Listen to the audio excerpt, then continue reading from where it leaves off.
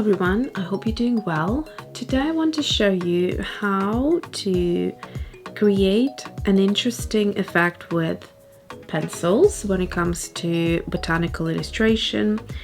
It is a very quick and easy way without taking too long, and it's simplified because quite often a traditional botanical art piece can take very long time to create, but in the more contemporary style it takes less.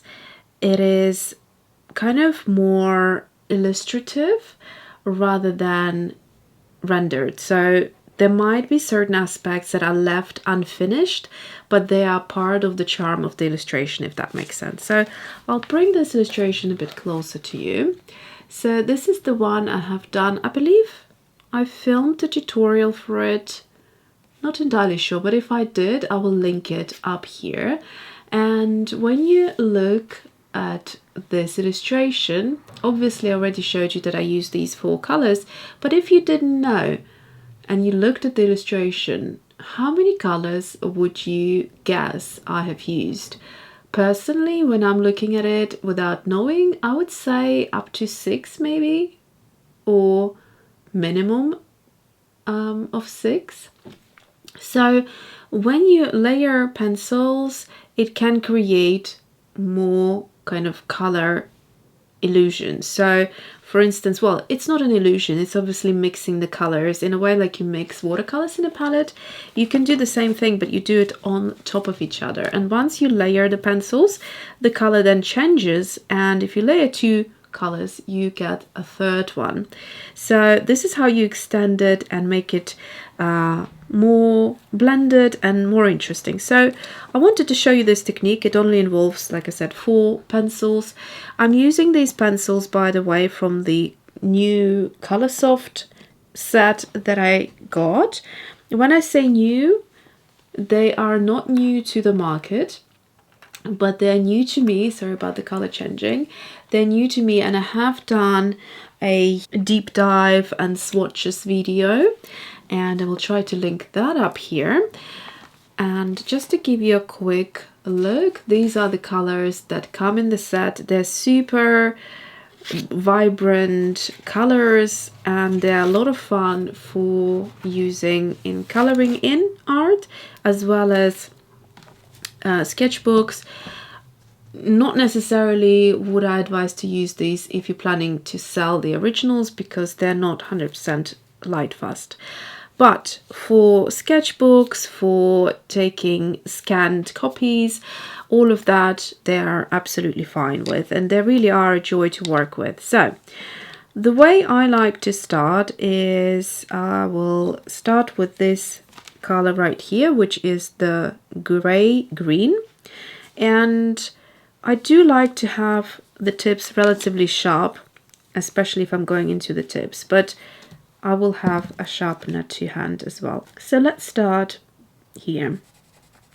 Now I will need a sharper point because I need to get right into the tip. What I like about them is that although they're soft, they still maintain their tip quite well, and you don't need to sharpen them every few strokes, even though I like to really push on the nib. So what I'm doing here essentially is I'm just filling in both corners on each side and leaving like an extended oval shape on both ends. I will repeat the same process throughout all of these leaves.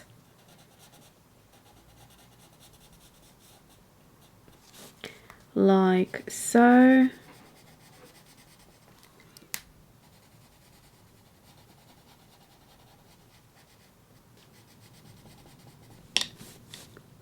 So as you can see, the color is concentrated mostly around both ends, and then on the sides I just put a thin line there. Nice and simple. Also, there is a sense of like meditative experience because you're doing the same thing, going through all of them, and obviously they're not identical, the shapes are slightly different, so it's not like robotic, but at the same time your mind starts to really relax into it because you are doing a repetitive pattern here in a way. So this side is done, then I'm going to also do that on the other side.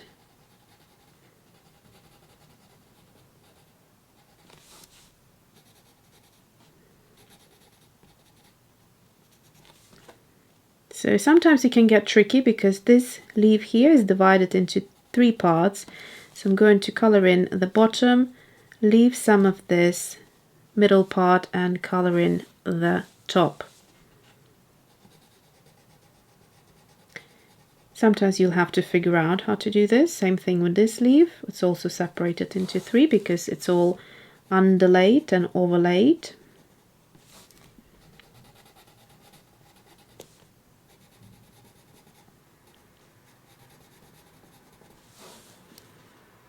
And then finally the last one. Also the stalk, I also use the same color, and here I pretty much went in the entire stalk in the same manner, not really doing much to it.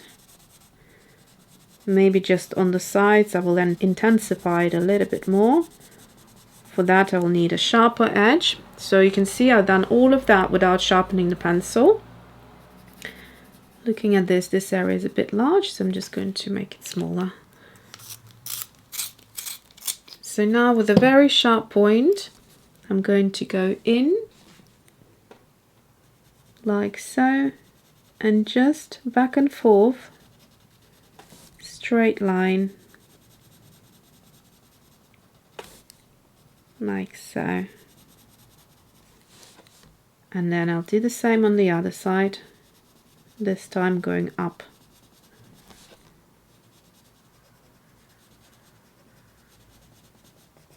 Oh!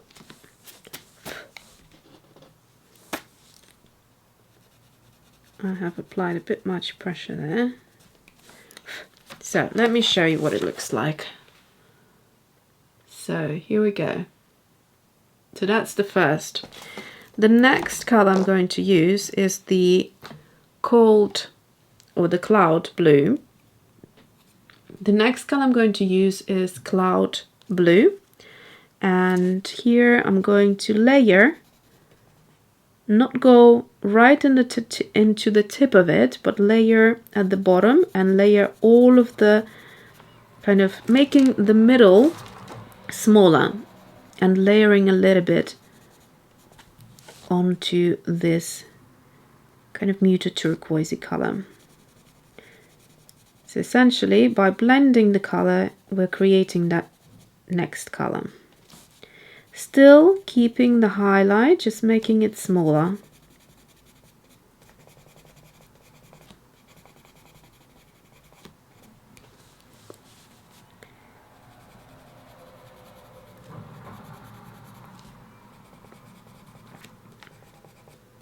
Are you excited about the spring term or the spring season?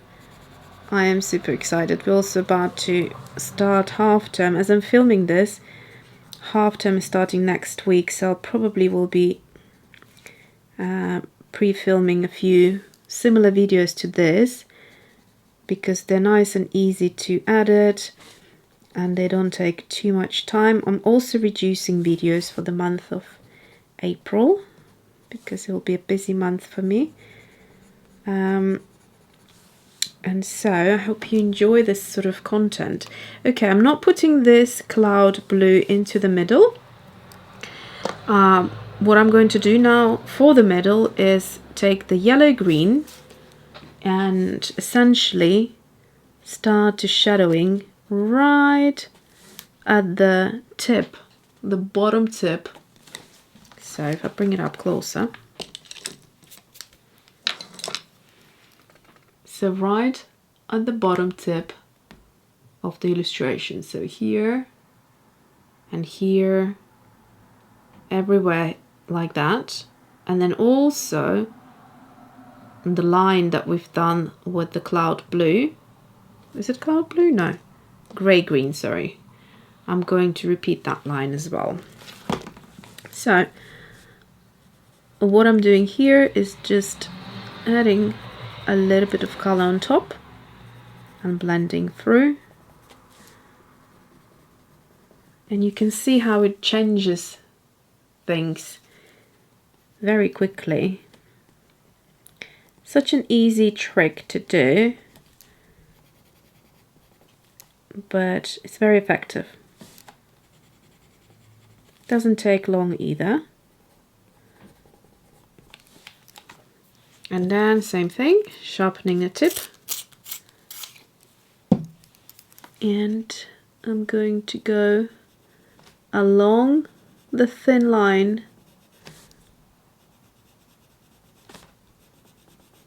just downwards.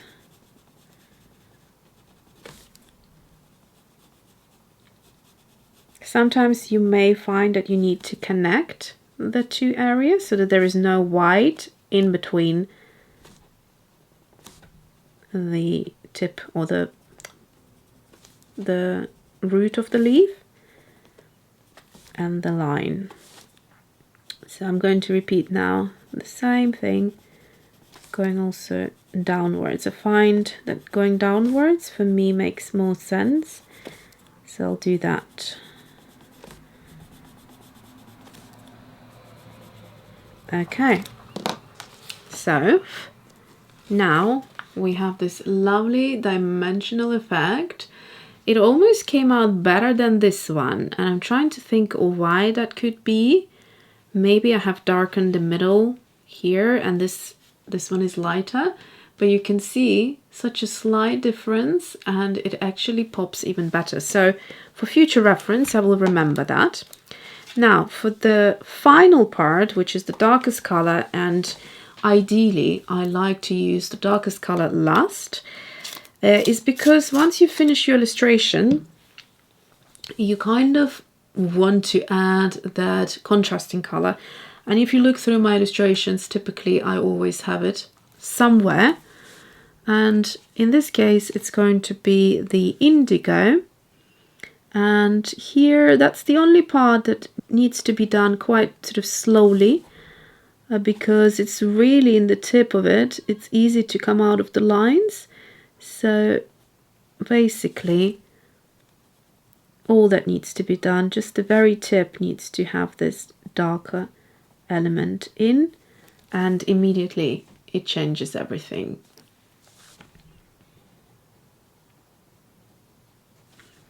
I like to look at color by separating it into the lightest and the medium and the darkest. In fact, I have a lovely course which I really enjoyed putting together, where I teach about how I create an effective harmonious color palette with contemporary color in mind. So how to use color effectively and how to make your illustration pop by using the concept of those three kind of color groups. So if you are interested, I will link it up here somewhere. Okay, so this is it. I mean, this was super fast and super fun, and there we go. What you also can do, if you wanted to take it to the next level, because one of them is the foreground illustration and the other is in the background, you could try to make one of them darker. So for instance, I'll probably go with the background one and try to make it slightly like a tone darker, just to suggest that it is in the shadow and the other one is in the focal light. I am so sorry about the I kind of lost my thread of thought. There was some unpleasant noise outside, so I had to wait for it to pass. So yes, basically that's how I approach things, and that's how you can take it to the next level by adding a darker tone and push things slightly backwards, like into the background. But I am super happy with how things are. I'm not sure I will be doing it. I think I'll just move on to the next illustration and think about other color palettes I can use, because the colors in the Coloursoft are so much fun to play with. I can see a lot of lovely color palettes coming together. There's something about the way they picked colors for this particular range of the pencils. When I say they, I mean Derwent. All right, thank you so much. I hope you enjoyed it. Let me know what you think about these slightly shorter tutorials, and I will see you in the next one.